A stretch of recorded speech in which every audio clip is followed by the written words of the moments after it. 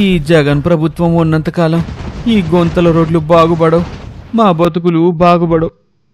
నారా చంద్రబాబు నాయుడు అనే నేను జగన్ ప్రభుత్వంలో గుంతల రోడ్డు వల్ల ప్రజలు చాలా ఇబ్బందులు పడ్డారు. ఇప్పుడు కూటమి ప్రభుత్వం వచ్చింది. గుంతల రోడ్లన్నీ పూడ్చి మంచి రోడ్లు వేస్తున్నారు. మన కూటమి ప్రభుత్వం 860 కోట్ల రూపాయలతో గుంతలు లేని రోడ్ల నిర్మాణానికి శ్రీకారం చుట్టింది.